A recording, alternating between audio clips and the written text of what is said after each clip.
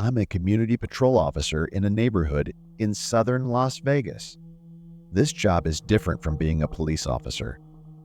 I'm just a regular 25-year-old who drives a small patrol car around neighborhoods to help people feel safer. It's a common job here because there are rich neighborhoods near a dangerous city. During my patrols, I have to report certain rules being broken in the community. For example, some neighborhoods need bushes to be trimmed every week. If I see a bush that's too big, I have to report it and leave a note at the house. It seems small and a little strange to me, but it's my job, so I can't complain too much. I mainly work from 8 p.m. to 3 a.m. It's a strange shift, but that's just how they schedule it.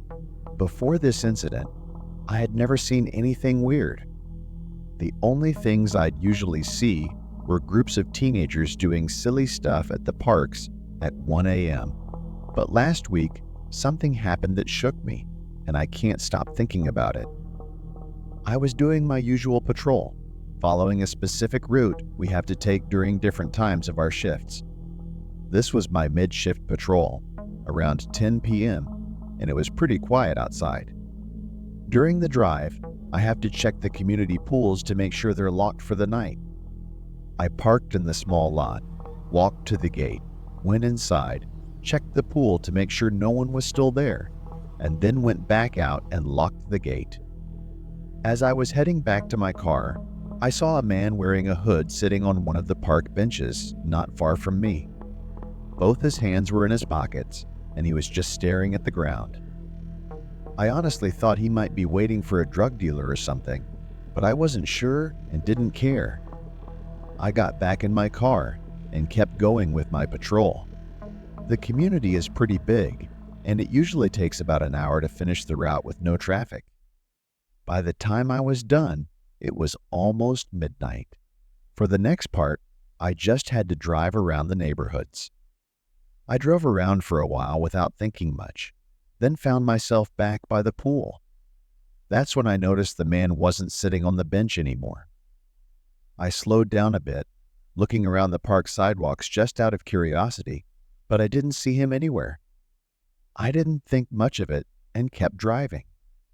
As I passed the dark, empty park, I couldn't shake this weird feeling. I'm not sure why, but something just felt wrong. I kept driving for a few more minutes, then stopped at a stop sign and saw a man standing on the side like he was about to cross the street. After a few seconds, I realized it was the same hooded man from earlier. He slowly crossed the street, then stopped halfway and turned to face me. Since I was only a few feet away, he quickly walked up to my window and tried to ask me something. I cracked the window just a little, and the man asked where a specific address was. Of course, I told him I didn't know. I could have looked it up or given him directions, but something about the whole situation felt strange. Even stranger, he didn't react at all when I told him I didn't know. He just stood there in silence for a moment, then asked the same question again, word for word. By now, I was starting to feel nervous and unsafe. I told him I needed to leave and quickly rolled up my window, starting to drive away. The man didn't do anything as I drove off. I looked in my rearview mirror and saw him standing in the middle of the road, just watching me drive away.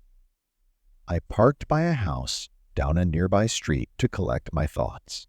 It was a really strange encounter, but I wasn't sure if it was serious enough to call the police. As weird as it sounds, calling the police while I was working was a big deal, and I didn't want to do it unless it was needed. The big question on my mind was why he was looking for that address. I decided to type it into my GPS, and it turned out to be just a few minutes away, inside the neighborhood I was patrolling. So, I got back on the road and headed toward the address. When I arrived, the house seemed just like any other at 1 a.m. All the lights were off, and there was no one outside. I parked across the street and waited for a bit. Not even 30 seconds later, the hooded man appeared, walking down the sidewalk toward the house. I watched from my car as he walked up the driveway and went to the front door. He knocked a few times, waited for a while, then knocked again. Almost a minute passed before someone finally answered the door. The hooded man suddenly slammed into the homeowner and forced his way inside. I was in shock, having never seen something like this happen right in front of me. I quickly regained my composure and called the police. As I sat there, waiting in fear, I didn't see any movement for 2 or 3 minutes. I thought about going in to help the homeowner, but I was terrified and didn't want to make things worse. So, I stayed in my car. Suddenly, the front door moved slightly, then swung open fast, and the hooded man sprinted out, running down the street. The police didn't arrive until almost 10 minutes later. I'm not sure what took so long. It probably wasn't anyone's fault, but I was still angry. By the time they got there, the man was already gone, and the homeowner was lying inside, unconscious from being beaten so badly. In the following days, more unsettling details came out. The homeowner didn't recognize the man and could barely remember what happened. But the weird part was that the man didn't steal anything from the house. This was unusual because the man clearly knew the homeowner's address, and his only goal seemed to be to hurt him. It didn't make sense for the suspect to not be someone the homeowner knew. The whole thing was very strange, and it still makes me feel uneasy. It's only been a week since it happened, so I'm hoping more information will come out and the hooded man will be caught.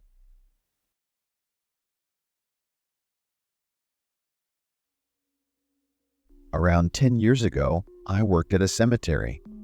The pay was good, and the work wasn't too hard. My main job was to drive around in my truck and make sure no kids were messing around. Every night was pretty much the same, and by that time, I was already used to the spooky feel of the place. After a regular night at work, I finished around 6 a.m. and went home. I usually didn't go to bed until around 11. While I was getting ready at 10:30, my boss called me. He asked if I'd seen anything strange the night before, and I said no because I hadn't. Then he told me that someone had damaged a grave. I promised him I didn't see anything, especially not a group of kids, who were usually the ones behind things like this. My boss then asked if I could come back and help him clean up, and I agreed because I felt like it was partly my fault. When I arrived, I realized the damage was worse than I had thought. This wasn't just a few small marks. There were horrible words and symbols covering the whole gravestone. As we cleaned it off, I finally saw the name and realized who it was. I won't share the name for privacy, but it was a child who had died only a few months earlier at just 8 years old. I felt a mix of anger and sadness like I'd never felt before. Who would do that to a child's grave? I stayed with my boss, and we looked at some security footage, but the cemetery was huge, and we only had one camera on the building where funerals happen. It wasn't a big area, and this was a long time ago, so cameras weren't as advanced as they are now. We didn't see anyone at all. My boss reported it to the town office since the city owned and managed the cemetery. For the next few weeks, they sent some new guys to watch with me from dusk to dawn. Those weeks passed with nothing unusual happening. I didn't see anyone or find any more damaged graves. One guy rode around with me, and the other stayed near the entrance. I actually became good friends with the guy who rode with me. We would talk and imagine what the person who did it might look like. But after a while, we figured we'd never know it. Seemed like it was just a one-time, messed-up event. After a while, the other guards left because nothing was happening, so it was just me again. Another quiet week passed before something finally happened. One night, right as I started my shift, I drove to the back of the cemetery.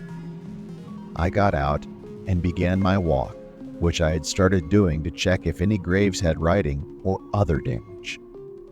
As I got close to where the kid's grave was, I noticed something felt strange. I was still a couple of 100 feet away, and it was pitch black, but something seemed out of place. I stared in that direction for about 30 seconds, feeling a little creeped out. Still, I kept walking closer, shining my dim flashlight around the area.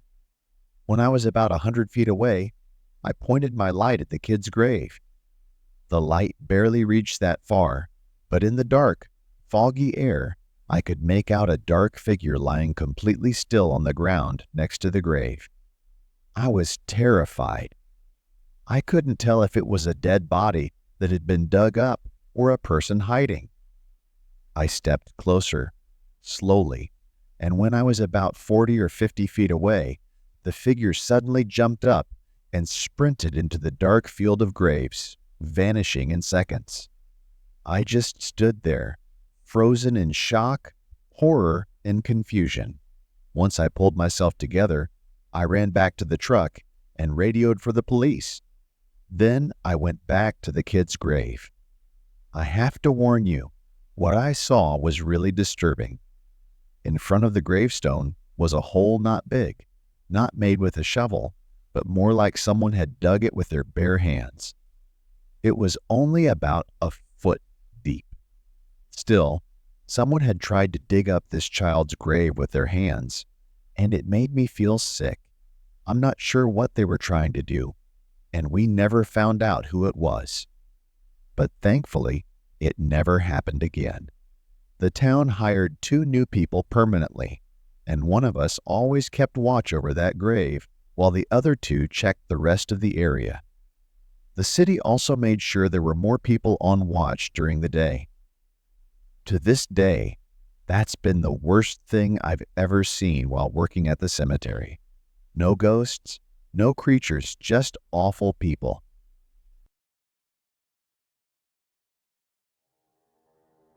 I had just graduated a few years ago and was enjoying my summer break. I started working full-time at the high school, where I had just finished my studies because I needed money for college.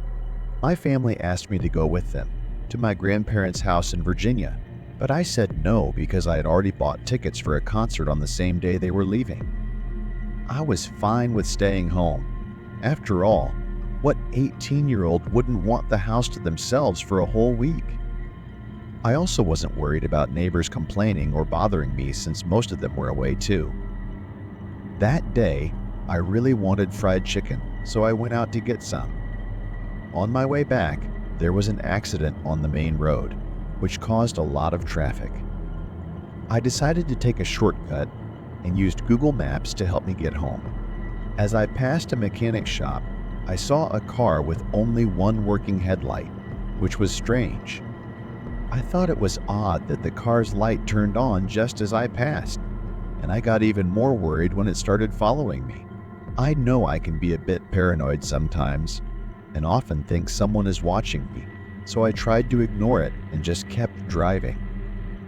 I started getting really worried as I got closer to my neighborhood and realized the car was still following me. I was even more scared because my gas tank was almost empty. I had 2 options. I could either turn around and go home while the strange car kept following me, or I could drive around to see if it stayed behind. But driving around felt dangerous because I wasn't sure what I'd do if I ran out of gas and got stuck on a quiet road with this car behind me. I decided it was safer to take my chances and go home, where I knew it was familiar, rather than stay on some dark, lonely road. When I made my decision, I turned onto my street and felt my heart sink as the car with one headlight followed me right behind. At that moment, I thought I was in big trouble. I started pulling into my driveway because there was nothing else I could do, but to my shock, the car followed me up. Looking back, I realized I should have called the police, but I was so scared and focused on what was happening that I didn't think of it.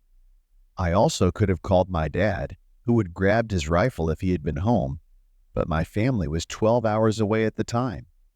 I stopped and put my car in reverse when the car started following me up the driveway. They reversed too, but then stopped at the bottom of the driveway, blocking my way out. I tried going forward again, but it kept happening over and over. I'd drive, they'd follow. I'd reverse, and they'd block me. After a few times, I quickly drove further up the driveway and turned my car around to face them. By now, they had already moved more than halfway up my driveway. I was scared, alone, and angry. I got out of the car with my small pocket knife in my right hand, and my headlights shining right into their faces. Since I've always been a bit paranoid, I kept a small knife between my seat and the car door. I shouted at them while holding the knife out, hoping they would get scared and leave. I think they might have thought I was a girl, or weak, or maybe they just didn't expect me to act so boldly. They slowly backed out of my driveway and drove down the street. But then they parked by a neighbor's house, and through the dark, I saw someone get out of the car. At this point, I started thinking more clearly and rushed inside to call the police. I went to the front window and looked out at the dark streets, but I couldn't see anything moving.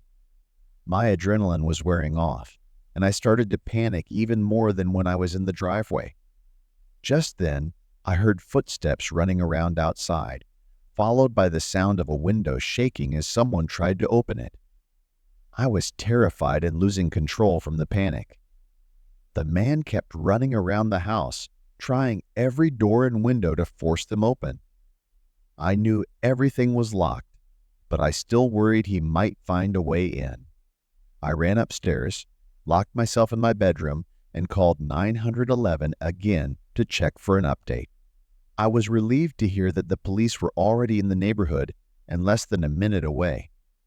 The man started banging on the front door, shouting for me to open it.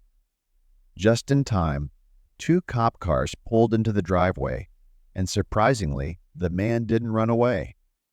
I watched through the window as the officers put him in handcuffs. Then I went outside to meet them. The guy was trying to tell one of the cops that he hadn't done anything wrong, but the cop wasn't believing him. To make a long story short, it turned out the man was drunk and high at the time. He never explained why he followed me or tried to break into my house, but considering his condition, it couldn't have been anything good.